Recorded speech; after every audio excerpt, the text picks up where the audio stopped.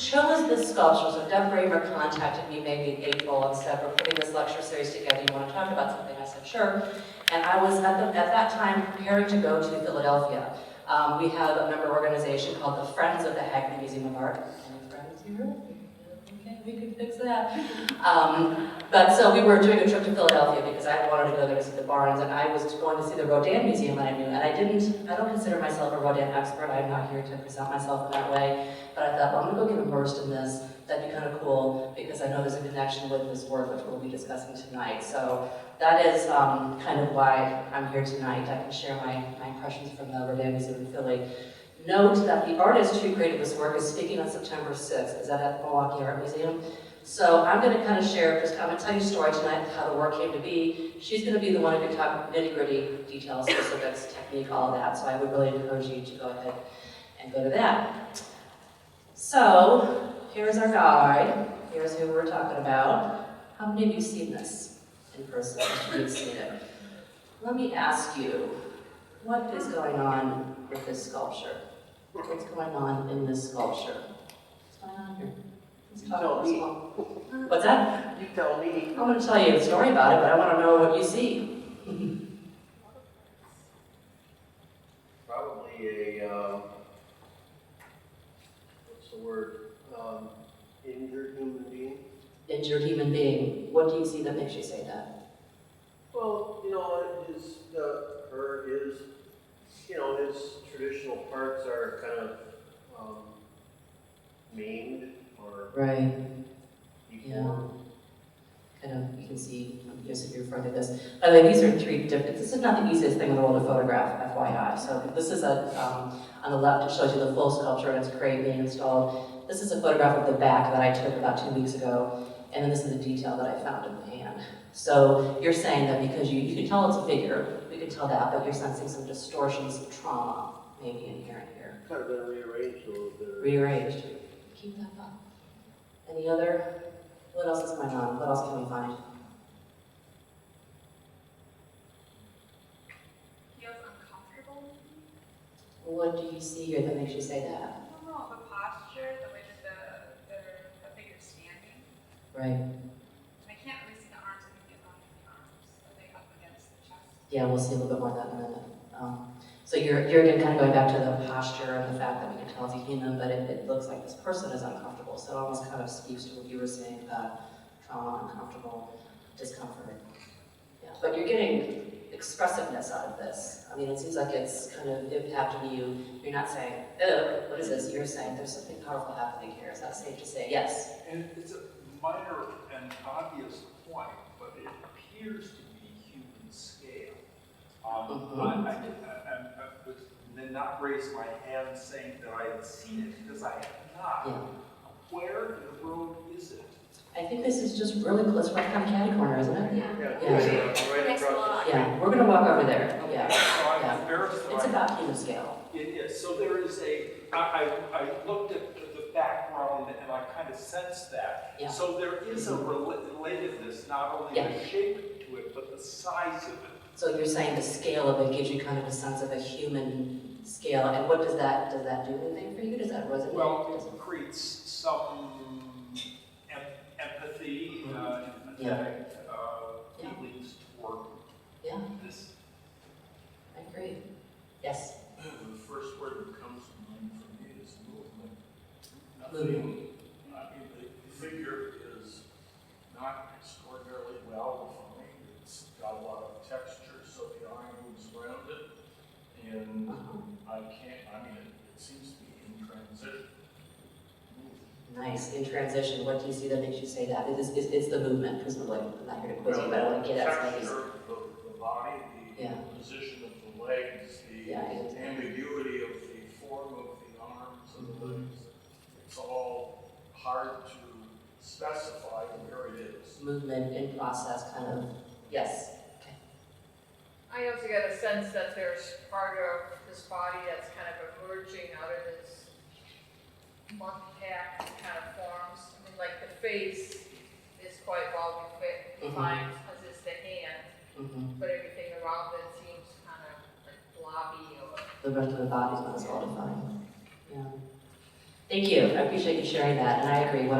So this probably doesn't get a lot of love when you first see the image of it, right? Because it's not like, oh, how pretty. But when I went to walk up to it, and you'll find it's got big presence to it. It's very powerful, and we'll talk about some story behind that. So the story of our sculpture, this is it as well. This is the artist Liz Glynn. This is a plaster cast of our sculpture, and here it is as well. So I'm going to talk to you about how this came to be. Liz Glynn herself was born in Boston and lives in Los Angeles right now. So she is actually speaking. I mentioned that already. Okay, she goes here. So our story. We are standing here in 2018 about a sculpture that's down the street, but our story begins over a century ago with Auguste Rodin. Here are two of his most well-known pieces, The Thinker, The Kiss. Are you familiar with, how many of you are familiar with this work? There's a reason for that. When he was alive, he was obviously a French sculptor, very into having his work distributed. He actually, his working process would begin by he would make clay models. So he was a sculptor of clay, and then they would be cast. He would make plaster casts, and then they would be turned into bronze sculptures eventually. But he was all about making lots of them. He actually authorized 300 versions of The Thinker while he was alive alone. So there's a lot of them out there. And you think about the title of this, The Myth of Singularity. That is from Liz. That is from Liz Glynn. It's not from me. But already start thinking, because this work is actually quite conceptual as well. So we all think about art objects as we come upon them, and I am all about the power of the object, but you think if this is the only one in the world that's precious, that is a myth that she is dealing with right now, and thinking about the concept of what is originality, and is there really a single thing. So one of his best known works, and you will note the Burghers in this title is the same, there's the same word in her title. One of his best known works is this one, and the scale of these figures are 6.5 feet tall. They are in a city called Calais in France, which is on the English Channel, and this is a Rodin piece that's one of his best known. So it tells the story of the Patina of Calais, which was held siege by the King of England in the 14th century during the 100 Years' War. So they got to the point where they were starving, they were all about to die, and he said, okay, if you can get 6 of your leaders from your community to come and sacrifice themselves to me, wearing nooses and bringing the key to the city, I will save your entire town. And so there was the leader of the town, who's depicted here, this guy. But eventually there were 6 of the people, 6 of these Burghers of Calais businessmen who showed up at the gate and said, okay, we are going to sacrifice our lives so we can save our town. And that is what he's depicting here. And the interesting thing is, well, a couple of things, they didn't die because the queen said, I'm pregnant, and if you do this, it's bad luck for the baby, so they were spared. So we have our ways, you know. So, but this commission, when it was made in the 19th century, there's a lot, you can imagine how this went. So there were 2 artists before him who thought about doing this, didn't wind up doing it.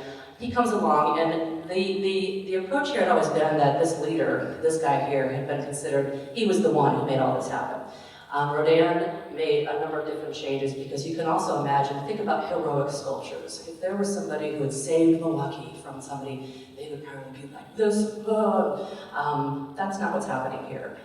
What's happening here is he chose to show all 6 of them, to depict all 6 of them. He shows them not heroically, not even relieved when they find out they're not going to die. He shows them grappling with the fact that they're about to die.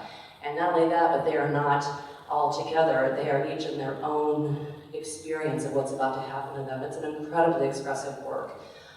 He wanted this, when it was first made, they wanted to be up on a high pedestal. He said, no, I want it down low. So if you look, those are cars behind it. This is in this town of Calais, it's the original one back here, because he wanted you as a viewer to come up to it and experience that incredible expressiveness. And the surface of these sculptures is a big part of that. Again, these are all sculpted in clay, plaster molds, and then cast in bronze. So this is the original. These are also originals, and you can see where they are. And so are these.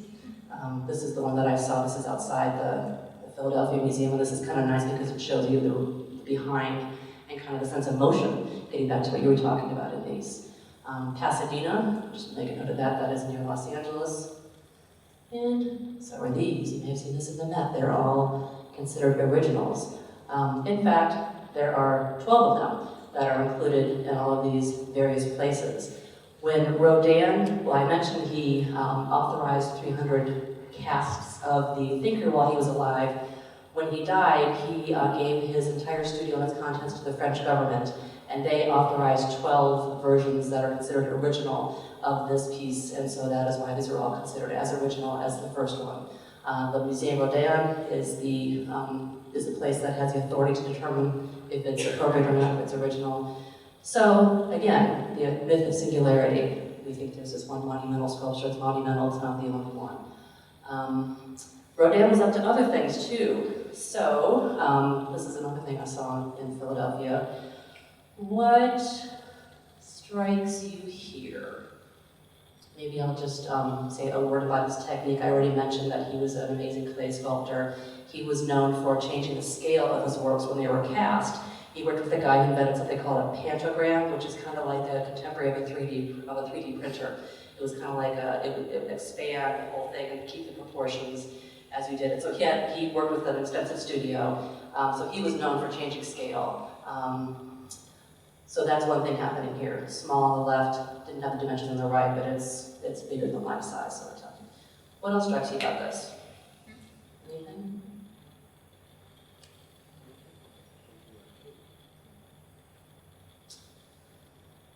What's the difference between this guy, and this guy?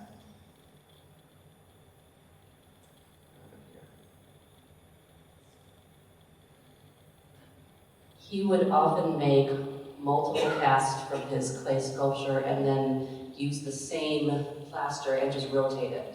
So there'd be one here, there'd be one here, there'd be one here. And that's why they have this kind of powerful sense of solidity, because they are the same thing. Some of the, that one, yeah, that's right, because the first one, it's the left arm, goes over here, goes over here. So it's a multiple of the same figure, but it doesn't read that way immediately, doesn't it? So again, myth of singularity. He's reusing all these casts from an original, and remember that form because you're going to see it in a minute. Other cool things he did, this is kind of the same idea. There's an original clay, beautiful torso on the left. He would make casts, as I mentioned, and just do all kinds of things with them. And in this case, do you see the similarity here and here? He cast this and added legs and the arms here, and this is the same torso. So he is just kind of thinking about his studio as having all of these different things in it that he could use to combine and put things together in all kinds of interesting ways. Does that make sense? Myth of singularity. It's not sprung from the mind of the genius, it's its own thing. It's got an inventory in the studio, he's doing interesting things with it. You know, it's hard to break these myths we have.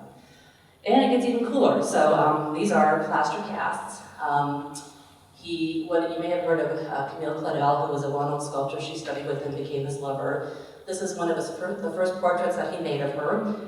He was a remarkable drawer. He drew incessantly and beautifully. And that's not surprising, perhaps, when you see his work, how expressive it is with the line. So he began doing portraits of her. One of the first ones, you can tell she's quite young here. Plaster of her, and then that hand is from one of the guys in the Burghers of Calais. Pierre de Luisant was one of the Burghers. So again, he had a plaster cast just of the hand laying around, and that's what you see on the right here. If you were going to his studio at this point in time, you would see a bunch of plaster cast of arms all laying around, and he just would put them together.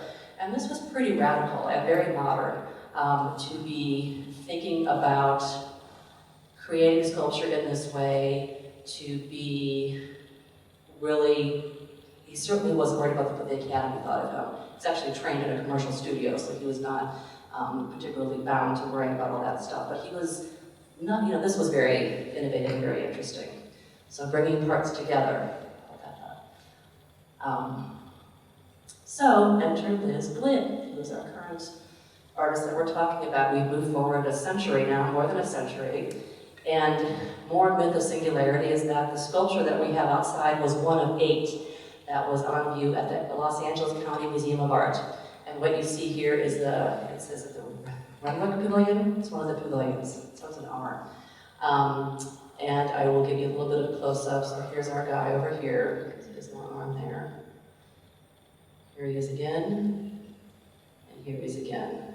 So in fact, your question about the arm, there's one that's like this, and then one that's way down here like this, and I'll tell you about that in just a moment as well. So these were installed, there's 8 sculptures. They were installed both in 4 different places. Have you been to LACMA, LA County Museum of Art? Anybody? So you know they have a sculpture garden. And so these were, some of those were in theirs. There was one that was in a gallery, but they were all over, and this was in the fall of 2015 that this installation was there, and it was called The Myth of Singularity. That's what the exhibition was called. You can see how this is all coming together. But there's more. So LACMA, as we shall call it from here on, has a good collection of Rodin sculptures. It's got a lot of them. A lot of them came, you can see the credit line here, the Cantor Foundation, which collected many, many of those, and they gave significant gifts of sculpture to a number of museums, including the LA County Museum of Art. A number of these sculptures, this is one of them, and by the way, this guy is from the Burghers of Calais.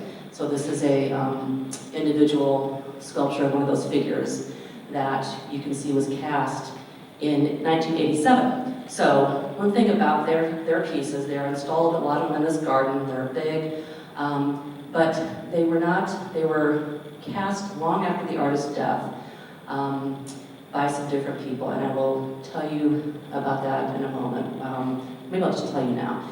So Liz Glynn came to LACMA, and we love it when this happens because she's an artist who comes and she says, I want to learn about your collection and do some stuff with it. And that's fabulous because that's what you want. Because really, all art is contemporary. If it's in my museum right now, it's down the street, it's contemporary because you're looking at it in 2018. It could be from, very historic, but, when you can have an artist come breathe life into your collection and have a really creative response to it, that's good stuff. And so I think she did a series, she studied in depth Rodin, his process, his materials, his techniques, all the stuff we just talked about, which she probably wasn't familiar with before she came there. Did a few other things with Richard Serra, I want to say, but she was all about getting at this collection and creating a response to it and really understanding it.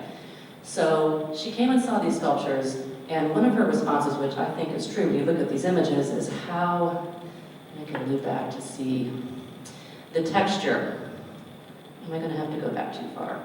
You can kind of see. So one of the things that you picked up on is how there's just dynamic texture on the surface of these sculptures. It's expressive, it's emotive.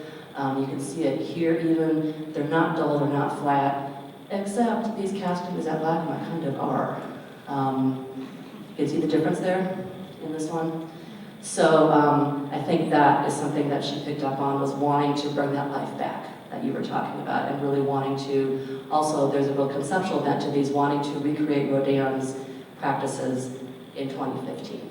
Actually, it happened in 2013, which I'll say more about. Okay, so here's one of their LACMA sculptures, and here's what Liz Glynn was doing. And this was, you can see his foot, same sculpture there. So she convinced the conservation department to do this test, to try it on this one foot, just try it on the foot, and she, go to these next ones, brushed 3 layers of silicone rubber on them and created impressions of this, just of the foot. She didn't do the whole sculpture.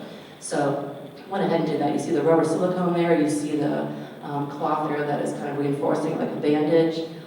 She's applying it with the idea that when it pulls off easily, and that was part of the conversation with the conservators who were like, you want what? They've been outside for 40 years, but silicone peels off very easily. I have a slide later where you can see that. It also captures every detail of the surface, and so it can be cast. You can cast it, which is to say you can pour plaster into it, you can put clay into it, you can put wax into it. She's creating an impression, she's creating a mold of different parts. Here's another one. Recognize this shape? Here's the guy with the arm. They have this. Again, this one was cast 1969. So she looks at this and decides to capture the face. And this part of the process was done just her and the conservators. But again, just this idea of isolating a part of it, creating an impression, creating a mold that can be cast later. Here's another one, and this is a really great piece. So Rodin got the commission to do a monument to Balzac shortly after he died.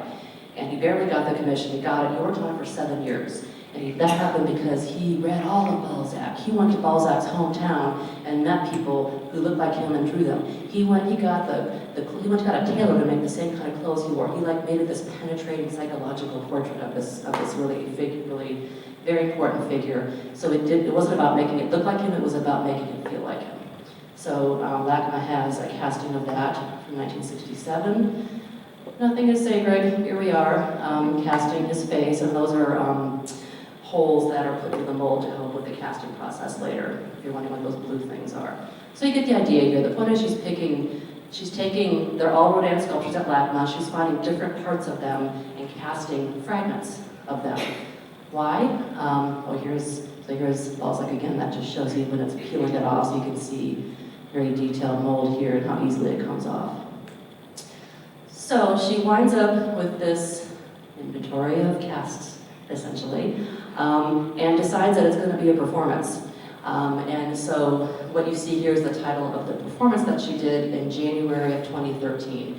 You can tell we're in Los Angeles because that is in January. So it's a beautiful day, but she wanted to, so the aspect of her work that was performative was getting 8 or 10 other sculptors, depending on, ask her when she comes, but she had other assistants helping her to create plaster casts from these molds that she had made. And she didn't go back to her studio and did it. She went to this area at LACMA and did it publicly, so people could see the process, is the point. So we are opening up the process, we are making the process very present and very transparent. So these are all plaster castings that you see here. And you know plaster, which is just the plaster powder you mix it with water and you just smack it on.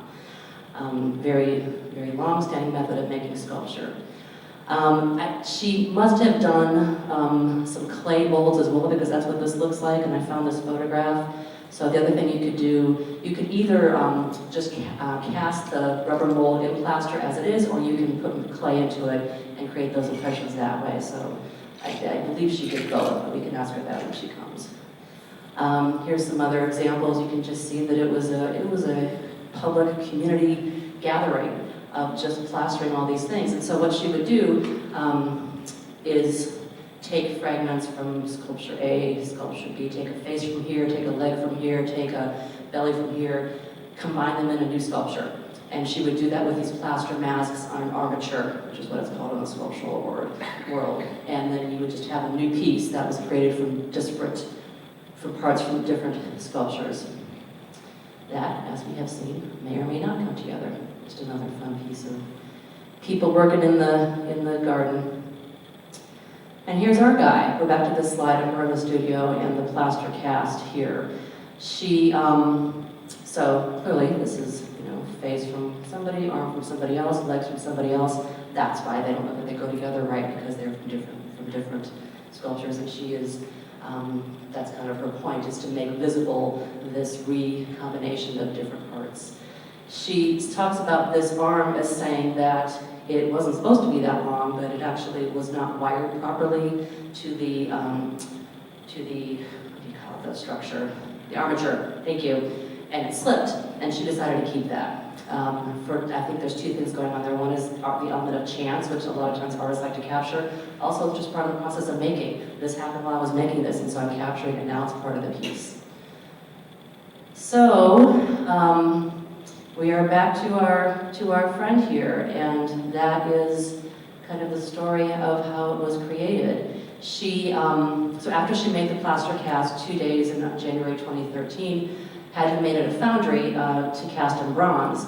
And typically, she talks about the fact that often you can just drop it off and say, here, make my sculpture and come back. But they made, from the plaster cast, they wound up making mold, wax positives. And when she went back and saw those, she wasn't satisfied because they didn't capture all the messages of the plaster. She loved the plaster, loved even like the rope sticking to it, the gestural, the kind of messy stuff of it. So she had to go back and kind of work on those wax positives that came from these plasts for a couple months to get back to that texture, to get back to that sense of motion and expressiveness on the surface. That was really important to her.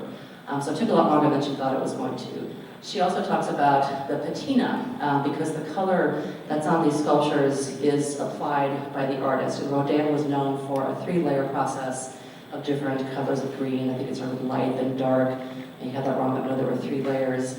And she was very faithful to that process and did that here as well. And she actually makes a little snarky comment that at LACMA, we already have talked about, she's not thrilled with these recent castings that don't capture the expressiveness of the process. They worked with the son of the man who worked with Rodin. He didn't use the same 3-layer patina process, and she said they actually put green into the wax to make it look green. So it was kind of just like, so therefore, are they really Rodin's?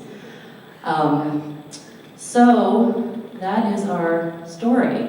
There we are back with this very expressive face, and I think, I guess I'll open it up to you. What are your thoughts about that now that you know the story behind it?